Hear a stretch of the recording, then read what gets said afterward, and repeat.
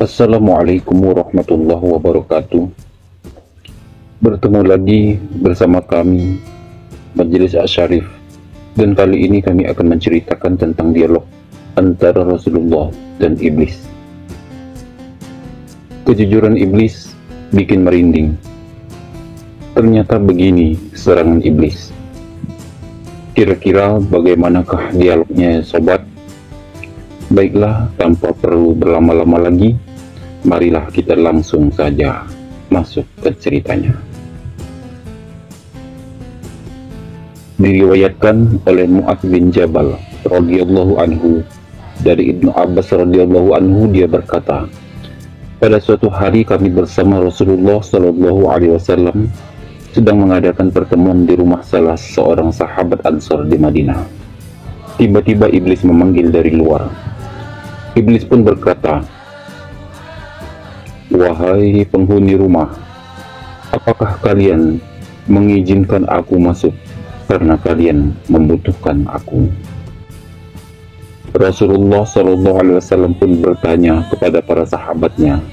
Rasulullah pun berkata, apakah kalian tahu siapa yang berseru itu? Para sahabat pun menjawab, tentu Allah dan Rasulnya yang lebih tahu. Rasulullah pun kemudian berkata, dia adalah iblis yang terkutuk. Semoga Allah selalu senantiasa melaknatnya. Umar bin Khattab pun kemudian bertanya, wahai Rasulullah, apakah engkau mengizinkan aku membunuhnya? Rasulullah pun berkata, bersabarlah wahai Umar, apakah engkau tidak tahu bahwa dia termasuk yang tertunda kematiannya sampai waktu yang ditentukan di hari kiamat?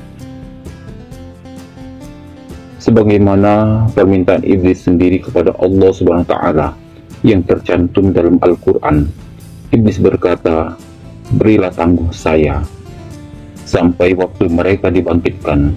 Quran Surat Al-A'raf ayat 14. Kemudian Allah Subhanahu wa Ta'ala mengabulkan permohonannya dengan jawaban yang terdapat pada ayat selanjutnya, sesungguhnya kamu termasuk mereka yang diberi tangguh sampai hari kiamat. Al-Quran Surat Al-A'raf ayat 15. Rasulullah SAW pun melanjutkan perkataannya, wahai sahabat, silakan buka pintu untuknya, karena dia sedang diperintahkan Allah Subhanahu wa Ta'ala. Kemudian perhatikanlah dan pahamilah apa yang dia ucapkan nanti, serta dengarkanlah apa yang dia akan sampaikan kepada kalian. Kemudian pintu dibuka dan iblis pun masuk di tengah-tengah kami. Ternyata dia adalah seorang yang sudah tua bangka dan buta sebelah matanya. Dagunya berjanggut sebanyak 7 helai, yang panjangnya seperti rambut kuda. Kedua kelopak matanya, Asi Hukatani, memanjang terbelah ke atas, tidak ke samping. Kepalanya seperti kepala gajah yang sangat besar. Gigi taringnya memanjang keluar seperti taring babi, dan kedua bibirnya seperti bibir macan. Dalam Al-Quran digambarkan bahwa kepala setan seperti buah zakum. Buah zakum seperti kepala setan-setan. Quran Surat As-Saffat ayat 65. Kemudian iblis pun masuk dan memberi salam kepada Rasulullah. Assalamualaikum ya Rasulullah, Assalamualaikum ya jama'atul muslimin. Kemudian Rasulullah menjawabnya, Assalamualaikum i'alahinin, yang artinya keselamatan hanya milik Allah Subhanahu wa Ta'ala. Wahai makhluk teraknat, aku mengetahui engkau punya keperluan terhadap kami. Apa keperluanmu itu, wahai iblis? Iblis pun menjawab, wahai Muhammad, aku datang bukan karena ada yang memerintah dan memaksaku datang kemari. Rasulullah SAW pun menjawabnya, apakah yang membuatmu terpaksa datang ke sini, wahai terlaknat? Iblis pun menjawab, aku didatangi oleh malaikat utusan Tuhan yang Maha Agung, dan dia berkata kepadaku. Berikut perkataan malaikat kepada iblis, sesungguhnya Allah Subhanahu wa Ta'ala menyuruhmu untuk datang kepada Rasulullah dalam keadaan hina dan tunduk. Engkau harus memberitahukan kepadanya bahwa tipu muslihat, godaan dan rekayasamu terhadap Bani Adam. Bagaimana engkau memujuk dan merayu mereka, engkau harus menjawab dengan jujur. Semua yang ditanyakan kepadamu, Allah Subhanahu wa Ta'ala berfirman, demi kemuliaan dan keagunganku, jika engkau berbohong sekali saja dan tidak berkata dalam benar, dalam memberikan jawaban kepada utusanku, niscaya Allah Subhanahu wa Ta'ala jadikan kamu setan hancur, menjadi debu yang dihempas oleh angin, dan aku Allah Subhanahu wa Ta'ala puaskan musuhmu manusia. Maka bencana yang menimpamu itu dengan ancaman itu. Iblis takut dengan berkata jujur. Kemudian mereka pun memulai dialognya. Iblis berkata, wahai Muhammad, sekarang aku datang kepadamu sebagaimana aku diperintahkan sekarang. Tanyakanlah kepadaku apa yang ingin engkau tanyakan. Jika aku tidak memuaskanmu tentang apa yang engkau tanyakan kepadaku, niscaya kami akan puas atas musibah yang akan menimpamu. Karena pasti aku akan menjadi debu.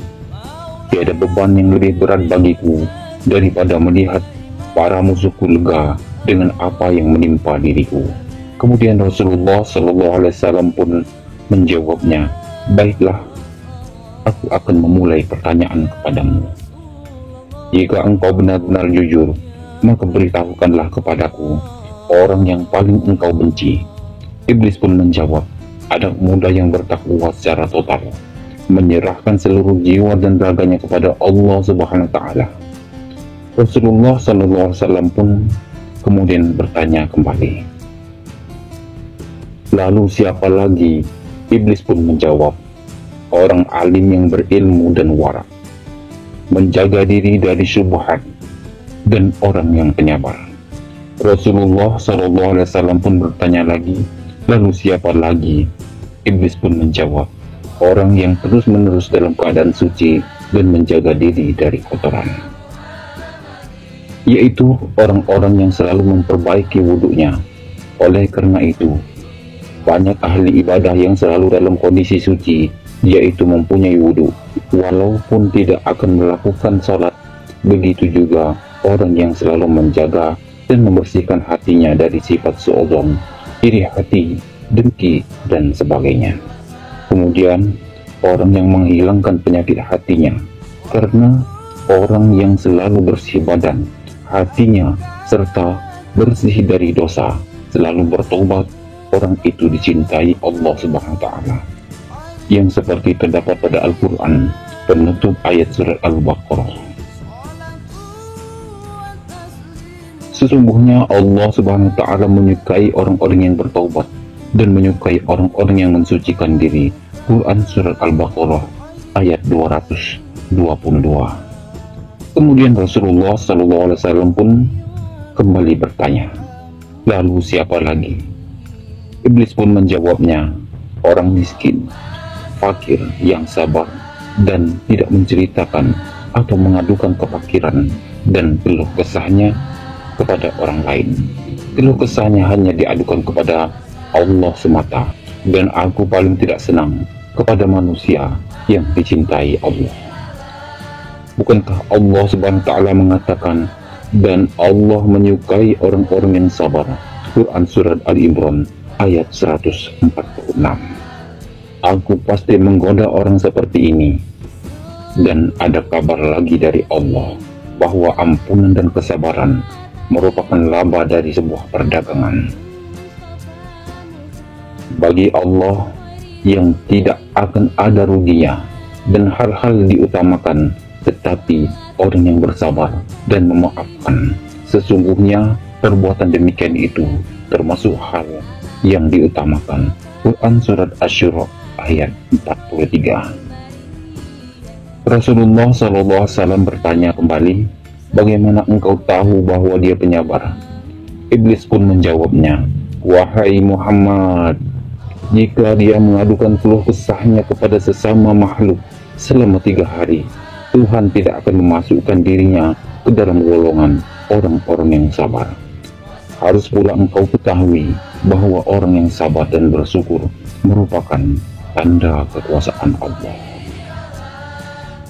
Dalam Al-Quran, Allah berkali-kali menyebutkan tentang orang-orang yang sabar, sebagaimana yang terdapat dalam Quran Surat Ibrahim, Quran Surat Luqman, Quran Surat Sabah, Quran Surat Asy-Syura, dan lebih dari itu, Allah akan memberikan martabat yang tinggi padanya. Sebagai bukti, tidaklah engkau ingat tentang Yusuf alaihissalam yang dengan kesabarannya menjadi orang yang dimuliakan Allah, dan aku pasti akan merusak kesabaran umatmu dengan tipuanku, sehingga mereka tidak akan mendapatkan keberuntungan.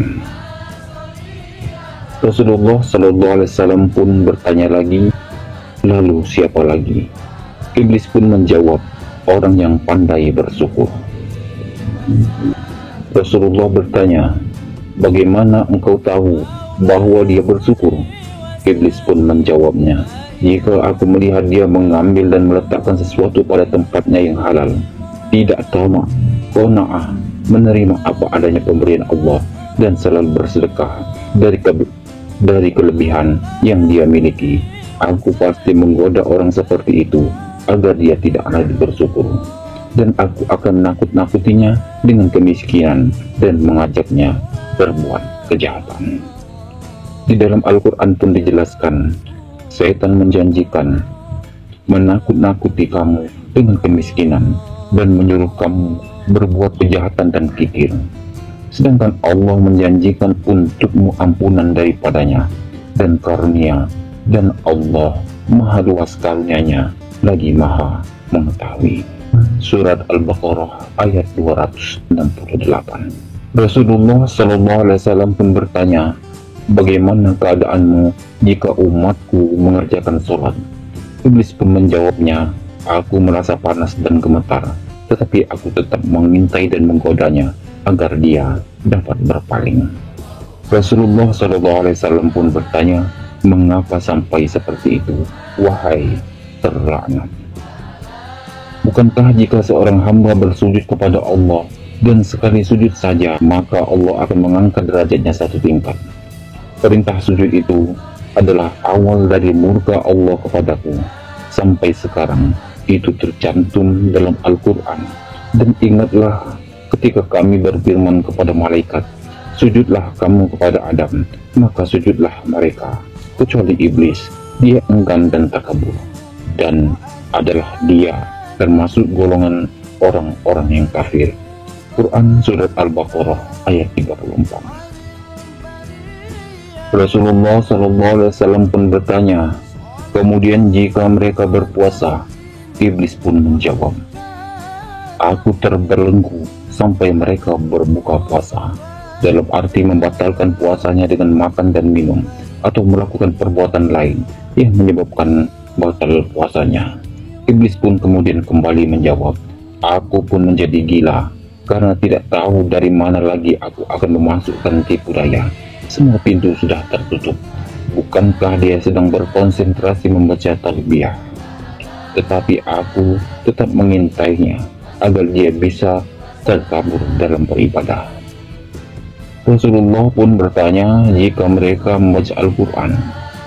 Iblis pun menjawab, aduh, aku meleleh seperti timah, meleleh di atas api.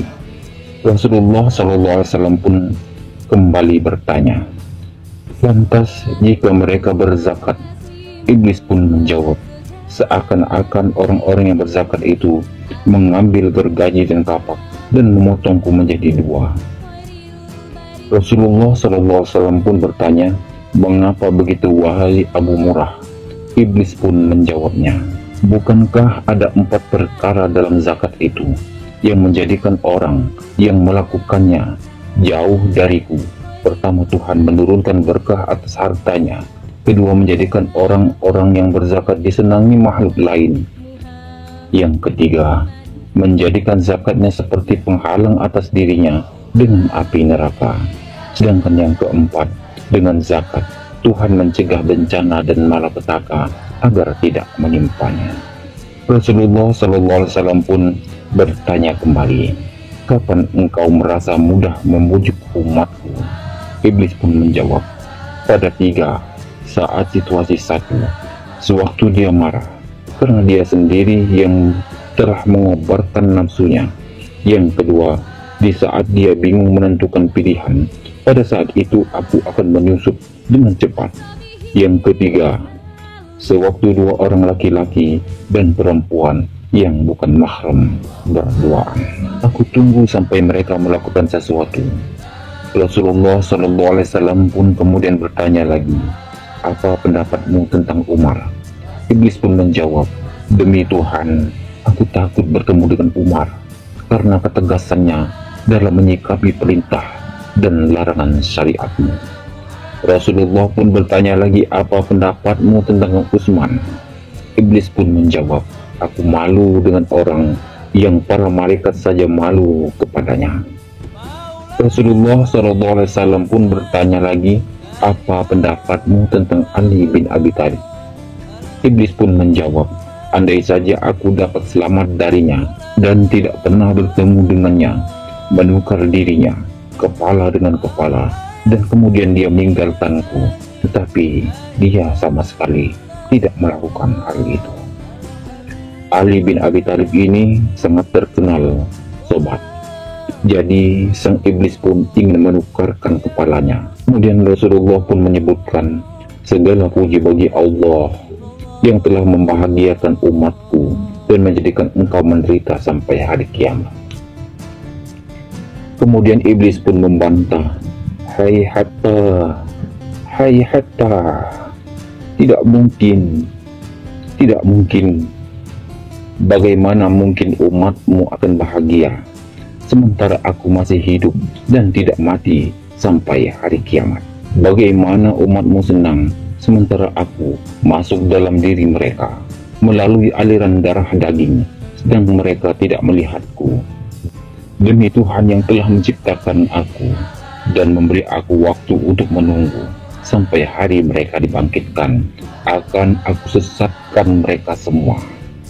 Sobat, apakah kalian ingat Quran Surat Al-A'raf ayat 16 yang artinya, seperti mereka telah menyesatkan aku, akan menghalang-halangi mereka dari jalan Allah yang lurus.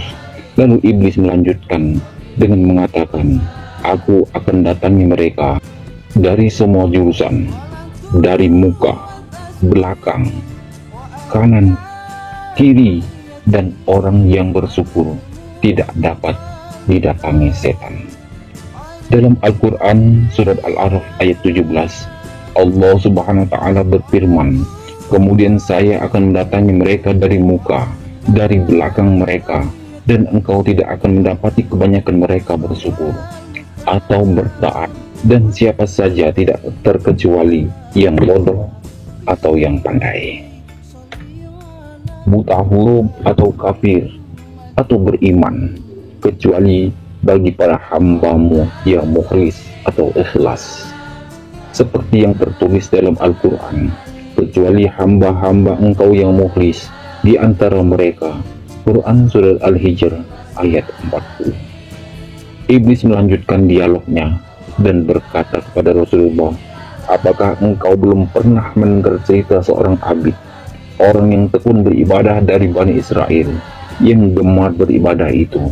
Akulah yang menggelincirkannya dengan berbagai cara, dan justru abid sangat tekun beribadah, namun dia orang yang kekurangan harta, maka dia pasti menginginkan uang untuk kehidupannya. Lalu sang iblis pun bercerita di ujung desa di mana abid itu tinggal, terdapat sekelompok orang yang selalu menyembah pohon. Melihat keadaan itu, abid tak mau tinggal diam, tapi dia ingin berdakwah dengan caranya sendiri. Lalu abid mengambil kapak kesayangannya dan mendatanginya. Pohon tempat ritual penyembahan tersebut dilaksanakan dengan semangat yang berapi-api. Abid pun berangkat dengan tergesa-gesa, tetapi di tengah perjalanan abid bertemu dengan iblis yang kemudian membujuknya. Iblis pun berkata, "Apa perlunya engkau ke sana, Abid? Buang-buang waktu saja. Bukankah lebih baik engkau beribadah?" Abid pun kemudian menjawab, "Aku mau menumbangkan kemusyrikan. Kalau pohon itu tidak ditumbangkan, maka banyak orang yang terus mendatanginya dan meminta supaya padanya, sehingga mereka tidak lagi menyembah dan meminta kepada Allah yang Maha Esa." Iblis pun menjawab, "Kalau engkau tumbangkan pohon itu, maka orang-orang itu akan pasti mencari pohon yang lain untuk disembah, dan engkau akan kewalahan mengikuti mereka. Biarkan saja mereka, dan tetaplah engkau beribadah." Abid pun menjawab, "Tidak ada seorang yang dapat menghalangi keinginanku." Kemudian iblis pun kembali menjawabnya, "Lebih baik engkau beribadah saja." Abid pun menjawab, "Bukankah yang akan aku kerjakan ini adalah bagian dari ibadah? Kalau engkau tetap menghalangiku, ayo, sekarang kita bertarung. Dan siapakah di antara kita yang menang?"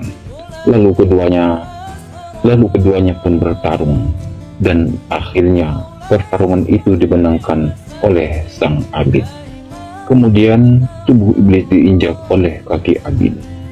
Ketika Abid hendak mengayunkan kakaknya pada tubuh iblis yang telah diinjaknya, iblis pun meminta ampun dan berjanji tidak akan menghalangi dakwahnya, bahkan berjanji akan membantunya setelah Abid menerima maaf dari iblis. Kemudian iblis dilepaskan dari injakan kakinya. Lalu iblis itu mulai merayunya kembali. Iblis pun berkata, "Jadi engkau ingin beribadah? Baiklah, aku akan membantumu. Engkau tidak akan pernah beribadah dengan bersedekah, bukan? Bukankah sedekah itu bagian dari ibadah?" Abid pun menjawab, "Iya." "Cepat, apa yang akan engkau lakukan untuk membantu saya?" Iblis pun menjawabnya, "Setiap bangun tidur, cobalah engkau lihat apa yang ada di bawah bantalmu. Engkau akan menemukan uang 1 dinar, dan dengan uang itu engkau bisa menyedekahkan sebagai ibadah." Abid pun kembali menjawabnya, "Awas kalau kau berbohong." Abid pun lalu tidur, kemudian bangun. Dia tidak lupa mengangkat bantalnya untuk membuktikan perkataan sang iblis, dan benar, di bawah bantal dia menemukan uang 1 dinar. Abid pun tersenyum gembira melihat kenyataan itu. Keesokan harinya, saat dia bangun, Abid mengulangi kembali mengangkat bantalnya, dan dia kembali mendapati uang 1 dinar di bawah bantalnya. Sehingga pada hari-hari berikutnya, dia merasa tidak perlu ragu lagi. Namun untuk hari ketiga, uang dinar yang dijanjikan itu tidak ada. Abid pun marah. Dia segera mengambil kapaknya untuk menebang pohon yang dijadikan sesembahan. Banyak orang di tengah perjalanan, Abid berjumpa lagi dengan iblis dan menyatakan akan kebohongannya itu. Tanpa basa-basi, Abid lalu mengajak iblis untuk bertarung lagi untuk kedua kalinya. Abid dan iblis pun bertarung. Keduanya bertarung dengan sepenuh kekuatan. Namun pada pertarungan kali ini, iblis yang menang. Tahukah engkau mengapa Abid sekarang kalah? Sebab dia tidak lagi ikhlas kepada Allah. Dia telah mengalihkan niatnya pada uang 1 dinar, sehingga kekuatan yang dimilikinya tidak seperti dulu. Keikhlasannya telah ternoda dan dia tidak merasakannya, sehingga Allah mencabut kekuatannya itu. Kemudian dialog antara Rasulullah dengan iblis pun dilanjutkan. Rasulullah pun bertanya, "Siapakah orang yang paling mukhlis itu menurutmu?" Iblis pun menjawabnya, "Apakah engkau tidak tahu, wahai Muhammad? Barang siapa cinta dirham dan dinar, maka dia tidak termasuk orang yang ikhlas untuk Allah. Jika aku melihat orang yang tidak suka dirham dan dinar, serta tidak suka dipuji dengan puji-pujian, maka aku tahu bahwa dia adalah orang yang ikhlas karena Allah Subhanahu wa Ta'ala. Oleh karena itu, aku tinggalkan dia Sesungguhnya orang yang cinta harta, pujian, dan hatinya tergantung kepada nafsu dan syahwat dunia, dia lebih rakus dari orang yang aku jelaskan kepadamu. Tak tahukah engkau bahwa cinta harta termasuk salah satu dosa besar, wahai Muhammad? Tak tahukah engkau bahwa mencintai kedudukan dan kesombongan termasuk dosa besar, wahai Muhammad? Tidak tahukah engkau, akulah yang memalihkan niat para pemimpin dari umatmu. Mula-mula mereka memikirkan umat, amanah, tapi lama-lama mereka hanya memikirkan dirinya sendiri dan keluarganya. Sampai akhirnya mereka menjadi rakus dan semua milik rakyat dikuasai, dan itu semua adalah kepandaianku, Muhammad, wahai Muhammad. Tidak tahukah engkau bahwa aku punya 70.000 anak? Setiap anak dari mereka mempunyai 70.000 setan. Di antara mereka telah aku tugaskan untuk menggoda golongan ulama, golongan pandai. Sebagian lagi aku tugaskan untuk menggoda anak muda, sebagian lagi menggoda orang tua, sebagian lagi menggoda orang-orang yang lemah. Adapun anak-anak muda, tidak ada perbedaan di antara kami dan mereka. Semenjak anak-anak kecil, mereka bermain apa saja yang mereka kehendaki bersamanya. Sebagian telah aku tugaskan untuk menggoda orang-orang yang rajin beribadah, sebagian lagi untuk kaum yang menjauhi dunia atau zuhud.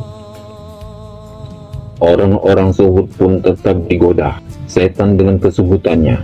Setan itu masuk ke dalam dan luar diri mereka, dari satu keadaan ke keadaan yang lain, dari satu pintu ke pintu yang lain. Mereka mempengaruhi manusia dengan banyak, sebab setan mengambil keikhlasan mereka. Apakah engkau tidak tahu kisah seorang pendeta yang beribadah secara ikhlas selama 70 tahun, sehingga orang-orang yang sakit menjadi sehat berkat dakwahnya?